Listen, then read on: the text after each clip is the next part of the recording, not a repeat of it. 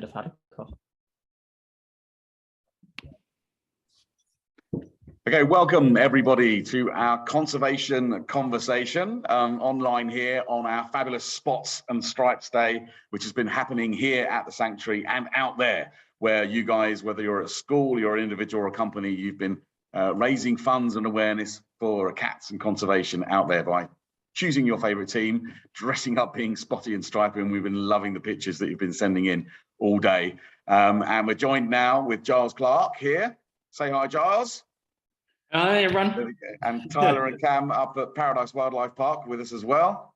Hi, guys. Hello. So first question, obviously, for all of you, Spots and Stripes Day, which team are you going for? Giles, I think there's an obvious answer to this, but who are you rooting for?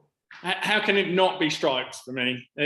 Every time it's going to be Stripes. He's a tiger. All the cats are incredible.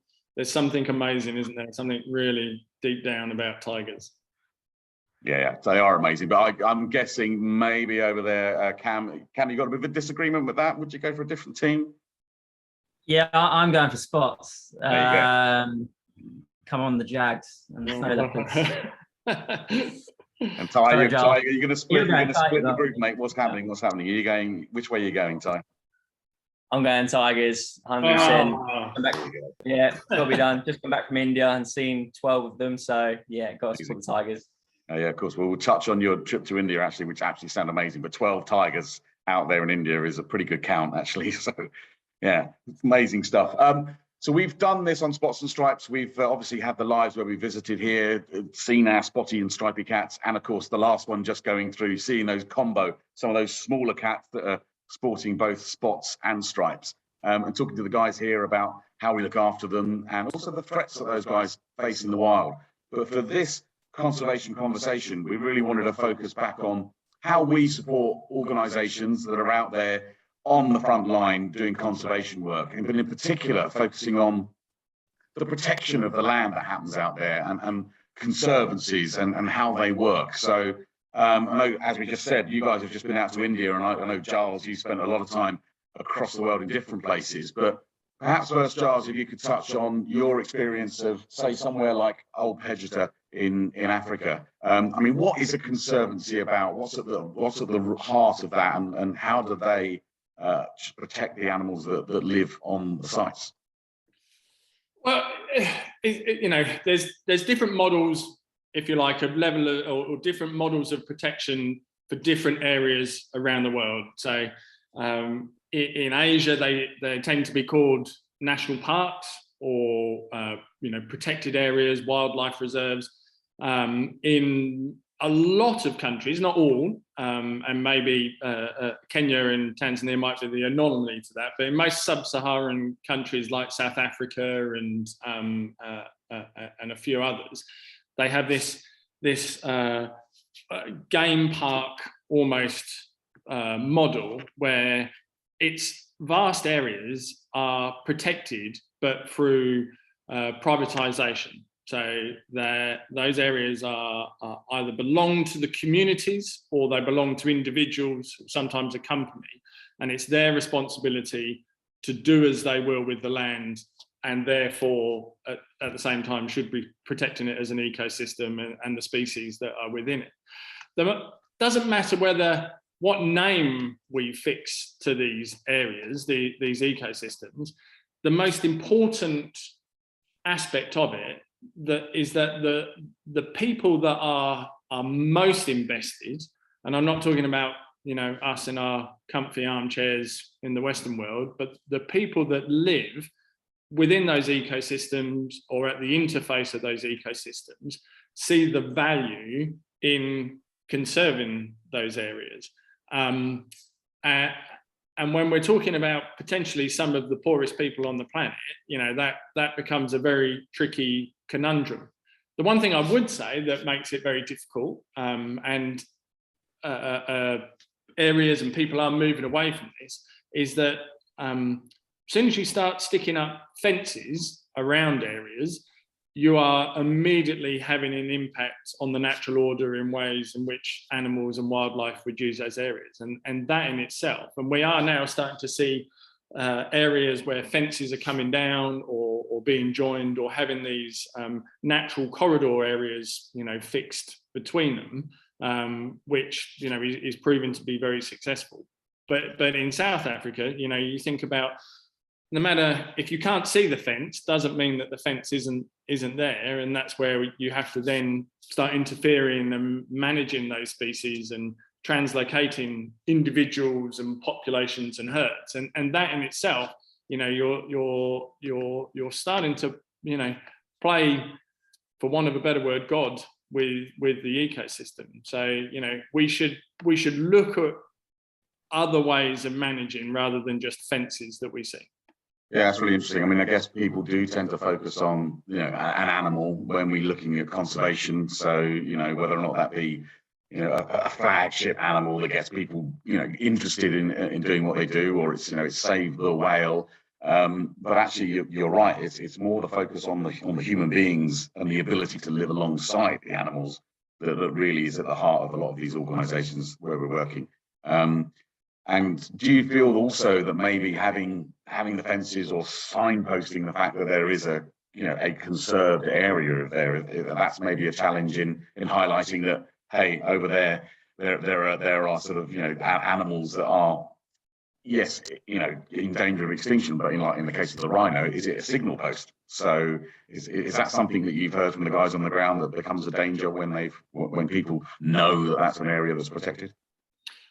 Definitely comes with its challenges. Old Pegitor, it's a very unique example when we talk about Old Pegitor in Kenya, and the reason it's unique, although it is a fenced conservancy, it has these natural corridors in the fence that allow every species of wildlife, whether it's a lion or a giraffe or an elephant or any of the other ungulates or other carnivores, to pass to and through that fenced area.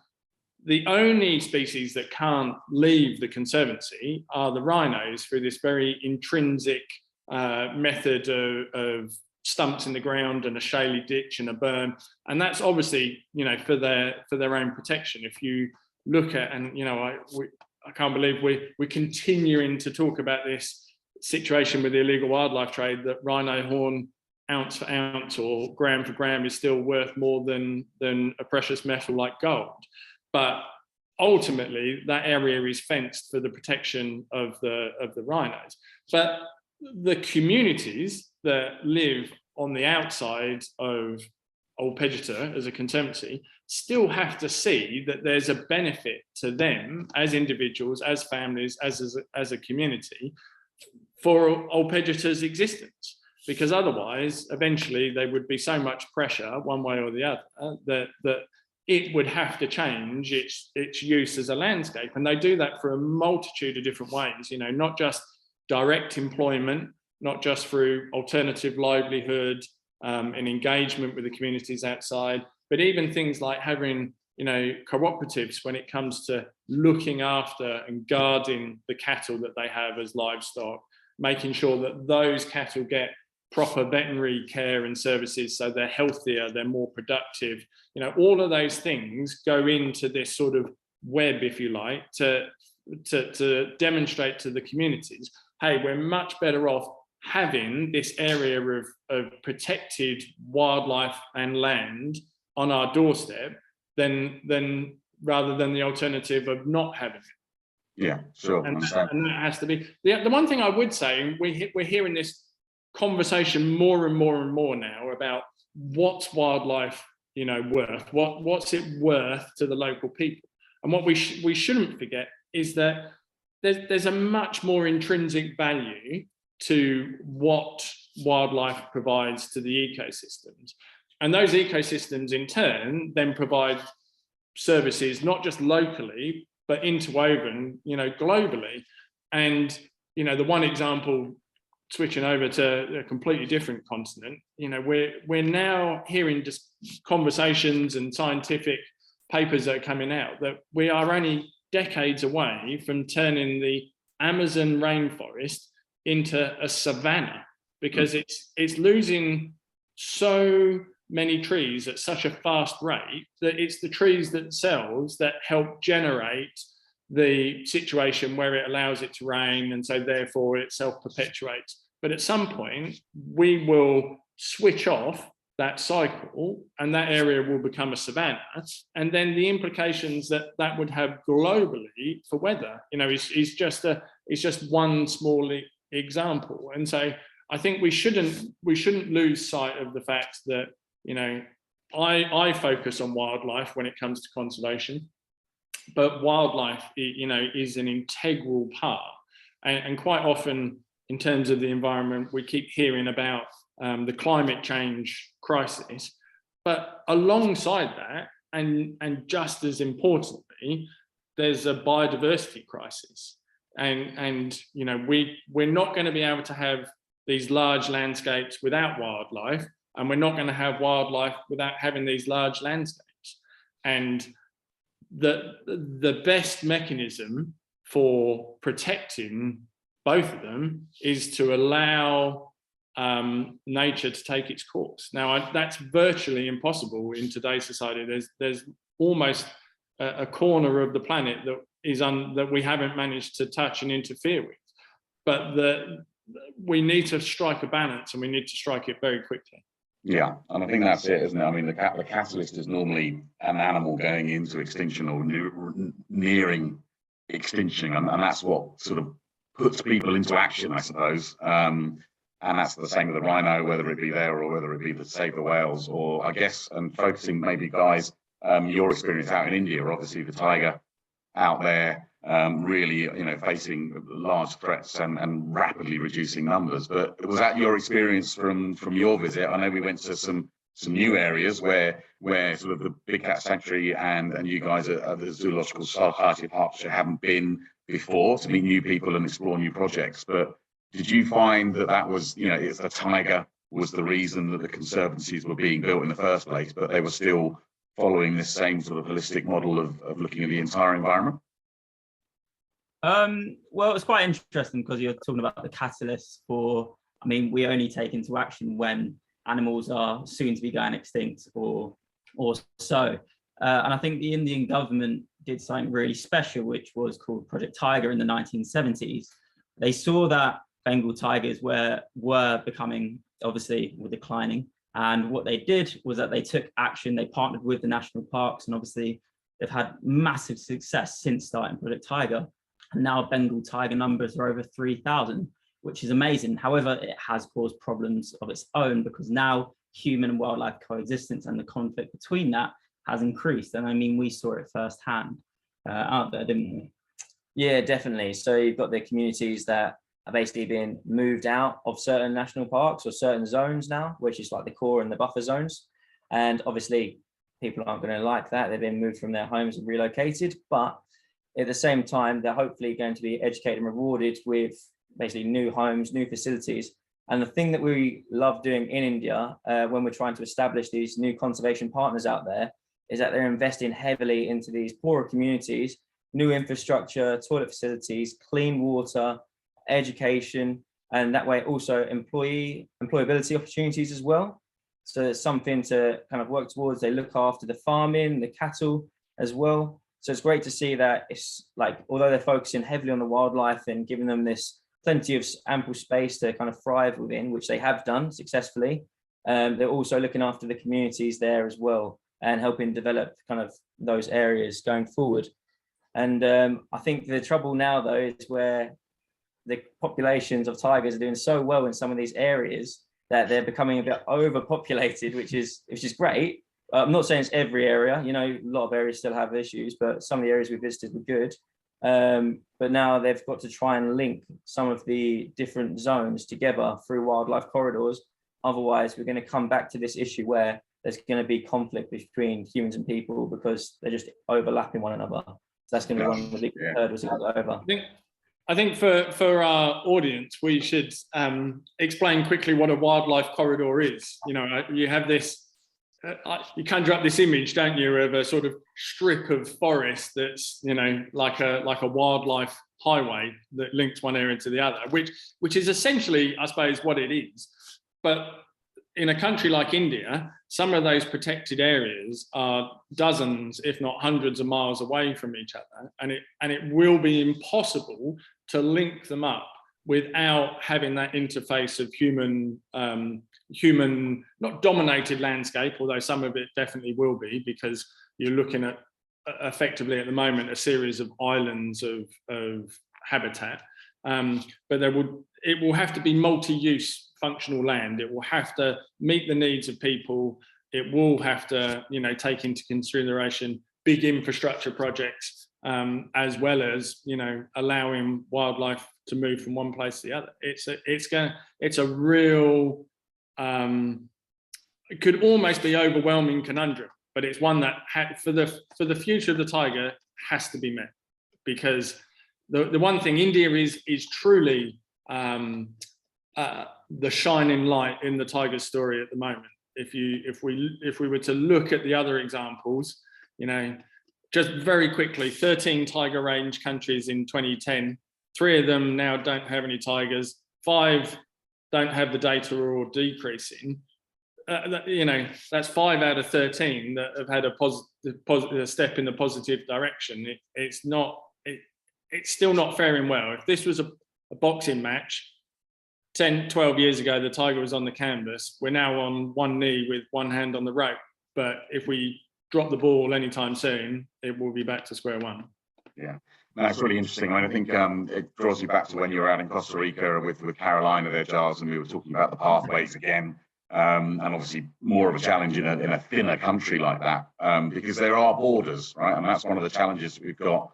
It's when you've got a country where India have committed and the government's there, but you've also got private conservancies. There's got to be a blend of the two, right, of that happening, but also a commitment from that government to actually protect an area. I mean, I know where we're funding Carolina, it's about finding that right area, right, first of all, because you have got, even in a country like Costa Rica, where they've committed to protecting parts of the land, they still have to do hydroelectric dams. All these stuff has to happen for the infrastructure of people to live and the country to be what it is. So selecting the land and getting that right is a big part of that. But looking at that blend, sort of, government versus private conservancy, I mean, is it black and white? Is it sort of like one works better on the ground, or is it, the combination of having both of those working together that needs to happen? Guys, maybe your experience in India, have you seen that conflict between, a government that wants to do something and then maybe the enterprise that's running on the ground that sort of gets that red tape, stopping it doing stuff? Did you see that evidence out there? Well, I mean, I mentioned it with Project Tiger, which was started by the government, Indian government. I mean, the tiger is the national animal of India, and everyone that we spoke to out there, they worship tigers. I mean, it was everyone's favorite animal from all the interviews that we conducted and the people that we met. So it was really beautiful to see how much the locals care for tigers.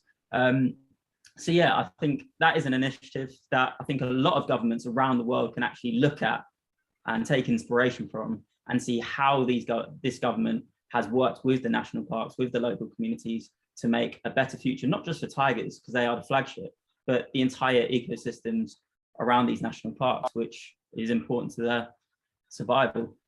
I think it just depends how they're run as well. If you look at the more private side of it as well, because you get some kind of the private reserves, which are obviously based on a bit more conservation led and wanting to build up the kind of local communities and get them involved as much as possible. And then you've got the other angle where they try and do kind of game hunting and elements like that, which they believe they're doing conservation work, which, I don't fall into that category, but that's a whole different conversation, I'm sure. That's for Giles. Conservation conversation. We'll leave that one. Yeah, I'll leave that one behind. But yeah, I think there's different motivations behind some of them, but I think it's all about doing your research into them before you go and visit any of them, to be honest with you, because there are a lot of good ones out there, but there's some that can be a bit more suspect. Yeah, ecotourism as a whole is so valuable for these countries, not just for their economy, but like we said, for the wildlife and the communities as a one. So it's you basically, when you're going out there to support these different countries, to go and see the wildlife there, like we went to Rwanda, which some of their ethos for the country is ecotourism, and go and see the mountain gorillas there. and just the way it's kind of redeveloped the whole country and the investment they've put into it to make it a sustainable system for everyone there. It's excellent. Yeah, that's great. I mean, it's good to hear. I mean, that's our model, isn't it? I mean, when we're looking at the funding that we give out from both charities, it's really having that experience of knowing the people on the ground and what they're doing. You know, when you're visiting, when we've gone to Costa Rica, when we've gone to India and other places, we're able to come back and say, hey, these are these guys doing this work on the ground. We can tell you exactly where that money's been spent and what's happened to it, and know that there's going to be an impact at the end. But interesting, you touched on that, because I mean, basically, nearly all of the organisations that we do support do rely on ecotourism to keep going and to keep doing the work that they're doing. And Giles, I think that's, I mean, pandemic-wise, that's hit, but at the moment, I think ongoing, that's going to be a real struggle for a lot of the organisations out there, isn't it? Yeah, 100% in terms of it's, you know, we're in challenging times globally still, whether, you know, we're looking at we hear it every day on the news, the cost of living crisis and the other pressures, whether it's, you know, wars that are a bit closer to home than others that have been going on for decades. But there's always going to be pressure on environmental issues and on, you know, conservation situations, species, landscapes, areas. I think to, you know, just overlap the 2 points is that to be truly successful and sustainable moving forward, we need holistic solutions, and that's not going to be a one size fits all.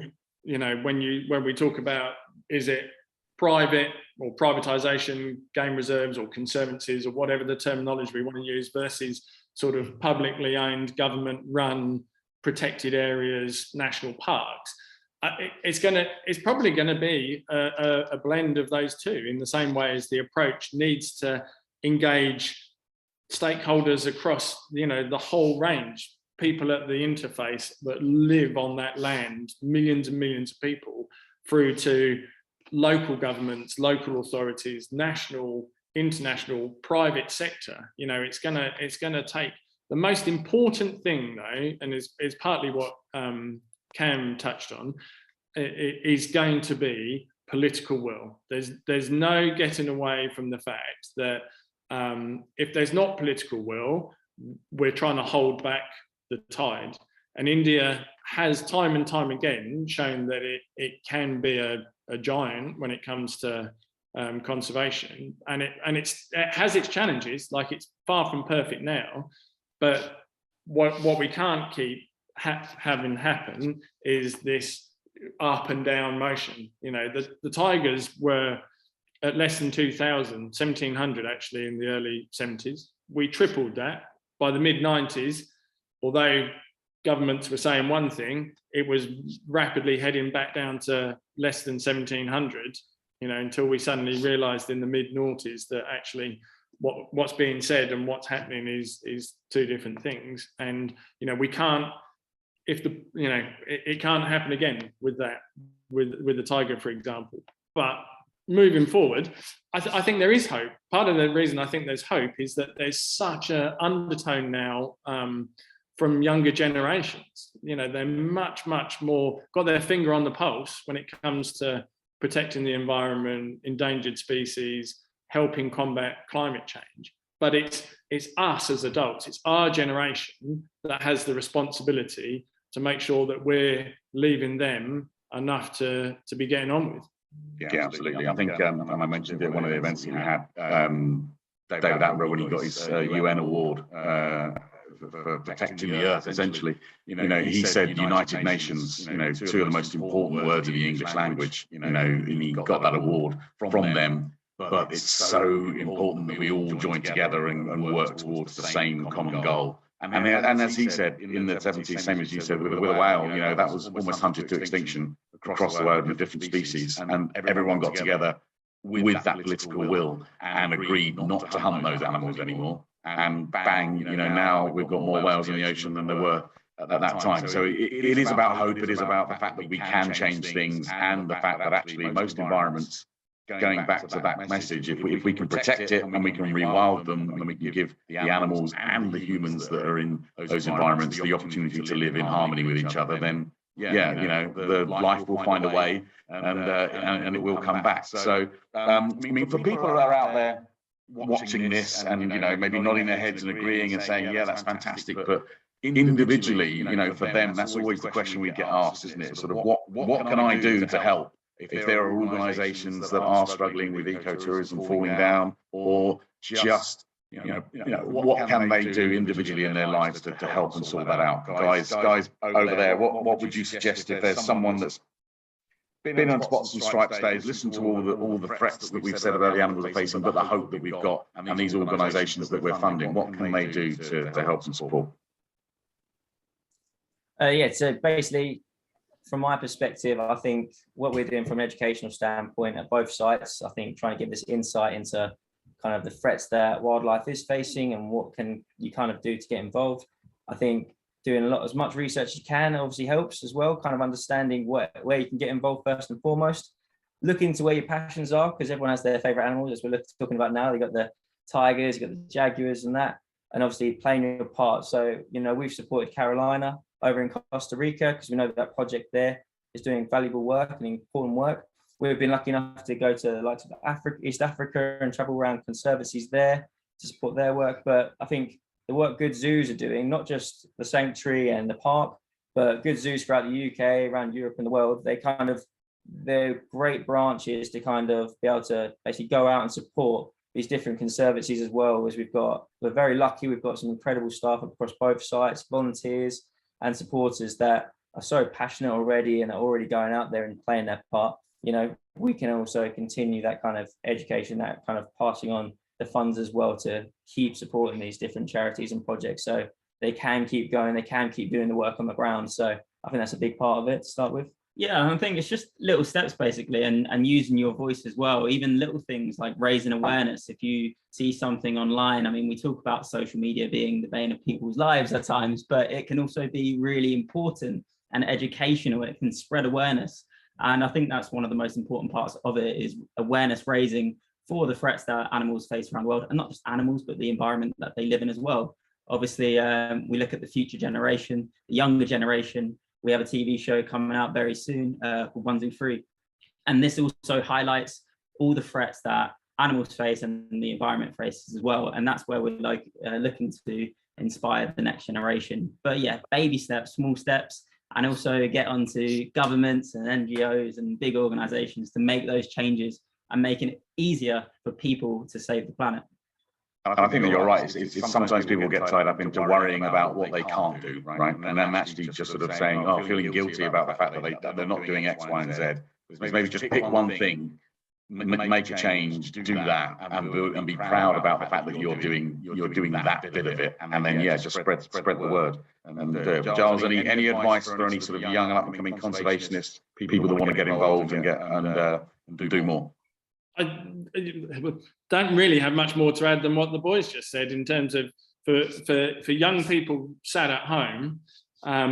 It's about learning as much as you can about the issues and the topics and the solutions, and even if you can't immediately be part of the solutions, you can help raise awareness to others that can. When we talk about young people, it always makes me smile. One of the things that's probably most influential to parents is having a nagging young teenager or a person, and adults will change sometimes for no other reason other than, something's been brought to their attention from a much younger person in the household. And again, Cam touched on it perfectly in terms of if you're older and you can support, there's lots of ways, projects that we support or through us or different organizations, but the most important way will be the way in which you vote, because that governments will be the ones that make the decisions moving forward, and we need globally, we need governments that take action and not just pay lip service to it because they think that's what people want to hear. Great. No, thanks, guys. It's amazing. So learn more, take action, and the small things count, and then together we can make the change, and there's positive things that can happen out there. So brilliant. Speaking of learning, if you haven't gone on, so there are lots and lots of educational resources on the website. The Spots and Stripes link that will take you down there. There's word searches. There's all sorts of activities and games. And of course, if you haven't got your school involved, then get your school involved. We can arrange visits and to your school, or you can come to the sanctuary or go to the Paradise Wildlife Park and get involved. There's lots, and obviously the boys on 1Z3 will be coming out very, very shortly, and they'll be talking about all of the work that they do up at the park down and down here at the Big Cat Sanctuary, so watch out for that. Thank you so much for watching. Giles will be back here at the Big Cat Sanctuary on the 25th of June for a live in-person conservation conversation where we'll be talking about, in the year of the tiger, all things Sumatran tiger. On there, we're looking forward to having you here again, Giles. I'm really excited about this one. I've got a bit of a surprise. It's going to be slightly different from the ones that I've done in the past. It's going to be good. It's going to be good. Don't want to miss that out, and we'll be talking all about that next week. But for now, keep on sending in those photos of you in spotty and stripy outfits, depending on what your favourite team is, and keep on voting. Get on there. Make a donation, get involved, and you can be part of the change. So thanks, guys, for joining us this afternoon. Great debate, great talk about conservation, and we'll see you all again sometime soon here at the Big Cat Sanctuary or online. Take care. See you soon. Bye-bye. Thank you very much, everyone. Come on, Team Spot. Thanks. Stripes. Stripes.